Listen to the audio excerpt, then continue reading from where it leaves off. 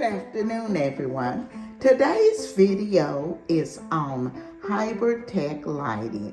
Hiboitec has sent me out a couple of their sensor under the cabinet lights. Now, you can use these in your wardrobe, in your kitchen, under your cabinet, under your range hood. Your husband can even use it if he's working on his car. Just pop it up on that hood and use it to light up where he can see what he's doing. But what I've decided to do, I've decided to place the Hiboitec light in my TV cabinet. And guys, I think I'm gonna love this. I'm gonna use, they sent me a 2-pack.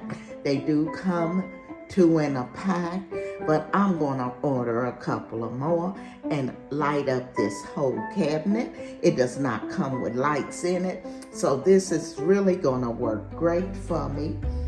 This is a LED censored light.